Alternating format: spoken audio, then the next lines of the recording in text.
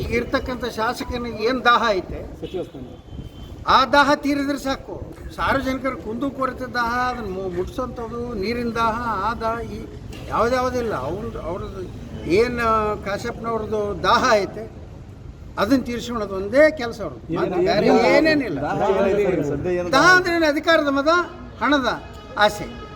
Sir ಮತ್ತೆ ಎಲ್ಲಿ ಎಲ್ಲ ಮೂಲದಿಂದ ಏನೇನು ಬರ್ತದೆ ಕಮಿಷನು ಅದನ್ನೆಲ್ಲ ಹೊಡೆಯೋದು. ಸದ್ಯಕ್ಕೆ ಇರುವಂಥ ದಾಹ ಏನು ಸರ್? ಈ ಸದ್ಯಕ್ಕಿರೋದಂಥ ದಾಹ ಮತ್ತೆ ಗೊತ್ತಲ್ಲ ಏನು ಸಚಿವ ಸಂಪುಟದಲ್ಲಿ ನಿಂತ. ನಿಮ್ಮ ಒಂದೊಂದು ಕ್ಷೇತ್ರಕ್ಕೆ ಸಚಿವರಾಗಿಬಿಟ್ರಂತೂ ನಾ ಏನು ಹೇಳಪ್ಪ. ಈಗ ನಮ್ಮ ಕ್ಷೇತ್ರ ಅಷ್ಟೇ ಹಾಳಾಗೈತಿ, ಇನ್ನು ಇಡೀ ರಾಜ್ಯನ ಹಾಳಾಗ. ಒಂದೊಂದು ಸಚಿವ ಸ್ಥಾನ ಸಿಕ್ಕ ಹೆಮ್ಮೆ ಸರ್.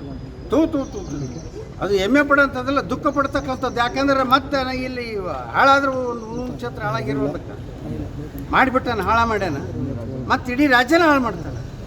ಅದಕ್ಕೆ ದಯವಿಟ್ಟು ಮಾನ್ಯ ಮುಖ್ಯಮಂತ್ರಿ ಡಿ ಕೆ ಶಿವಕುಮಾರ್ ಅವರಿಗೆ ಇಂಥ ನಾಲಾಯಕ ಶಾಸಕನಿಗೆ ಮಂತ್ರಿ ಪದವಿ ಕೊಡಬೇಡ ಅಂತಲೇ ಹೇಳ್ತಾರೆ.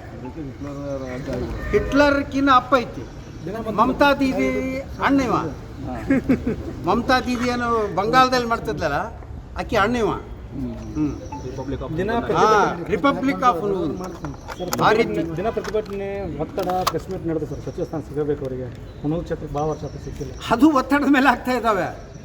ಮತ್ತೆ ನಾವು ಹೋಗ್ಲಿಲ್ಲ ಅಂದ್ರೆ ನಮ್ಮ ಮೇಲೆ ಕೇಸ್ ಆಗಿದಾವೆ ಅಂತೇಳಿ ಅವು ಪಾಪ ಎದುರು ಹೋಗ್ತಾ ಇದ್ದಾವೆ. ಕೆಲವು ಸಮಾಜದವರು, ಕೆಲವರು ಹಿರಿಯರು, ಮುಖಂಡರು ಎಲ್ಲರೂ ಎಲ್ಲ ಏನೋ ಹೋಗ್ಬೇಕಾದ್ರೆ ಬೇಕಿಂತನೇ ಹೋಗ್ತಾವ.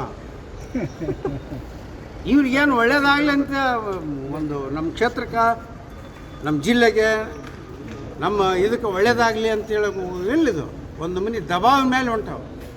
ರಾಜ್ಯದ ವಿಶೇಷ ವಿಧಾನಸಭಾ ಕ್ಷೇತ್ರ ಅತ್ಯದ್ಭುತವಾದಂಥ ಕ್ಷೇತ್ರ. ನನಗೆ ದುಃಖ ಅನಿಸ್ತದ, ಮಾನ್ಯ ಈ ರಾಜ್ಯದ ಮಾಜಿ ಮುಖ್ಯಮಂತ್ರಿಗಳಾದಂಥ ದಿವಂಗತ SR ಕಂಠಿಯವರು ಪ್ರತಿನಿಧಿಸ್ತಕ್ಕಂಥ ಕ್ಷೇತ್ರದ ಪರಿಸ್ಥಿತಿ ಈ ಮಟ್ಟಕ್ಕೆ ಬಂತಲ್ಲ ಅಂತ ನನಗೆ ದುಃಖ ಆಗ್ತಕ್ಕಂಥದ್ದು ಏನಿಲ್ಲ. ದಿವಂಗತ SR ಕಂಠಿಯವರು, PM ನಾಡಗೌಡರು ಹೆಂಗಿತ್ತು ಮುಖ್ಯಮಂತ್ರಿ ಸ್ಥಾನ ಕೊಟ್ಟಂಥ ಜಿಲ್ಲೆ, ಮುಖ್ಯಮಂತ್ರಿ ಇದ್ದಂಥ ಒಂದು ಕ್ಷೇತ್ರ, ಮುಖ್ಯಮಂತ್ರಿ ಕೊಟ್ಟಂಥ ಒಂದು ಕ್ಷೇತ್ರ, ಒಬ್ಬ ಭರತನಿಂದ ಖ್ಯಾತರಾದಂಥ ಸನ್ಮಾನ್ಯ SR ಕಂಠಿಯವರು ಪ್ರತಿನಿಧಿಸಿದಂಥ ಕ್ಷೇತ್ರದಲ್ಲಿ ನಾನು MLA ಆದಾಗ ನಾನು ಹೆಮ್ಮೆ ಪಟ್ಟಿದ್ದೇನೆ. ಆದರೆ ಈ ರೀತಿ ಅಧೋಗತಿಗೆ ಈ ಕ್ಷೇತ್ರ ಓದೋದಕ್ಕೂ ಕೂಡ ದುಃಖ ಆಗ್ತಾ ಇದೆ. ಪ್ರತಿಭಟನೆ ಮಾಡೋಕೆ ಬರೋರು FIR ಹಾಕ್ಸೋಳಗೆ ರೆಡಿಯಾಗಿ ಬರ್ಬೇಕಂದಂಗೆ ಆಗಲಿ. ನಾವಂತೂ ಪ್ರತಿಭಟನೆ ಮಾಡ್ಲಿಕ್ಕೆ ನಮ್ಮವ್ರು ರೆಡಿ ಇದ್ದೀವಿ ನಾವು. ಅವ್ರು ಎಷ್ಟು ಮಂದಿಗೆ ಹಾಕ್ತಾನೆ ಹಾಕಲಿ ನೋಡೋಣ. Thank you.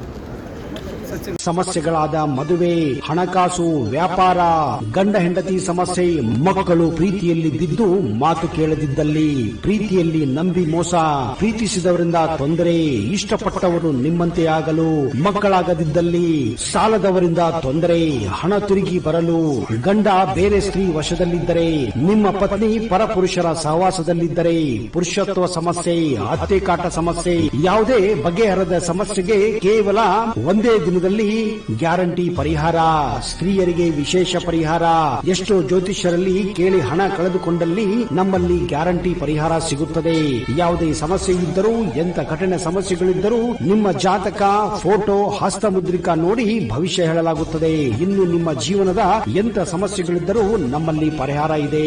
ಕೂಡಲೇ ಕರೆ ಮಾಡಿ ಅಥವಾ ವಾಟ್ಸ್ಆಪ್ ಮಾಡಿ.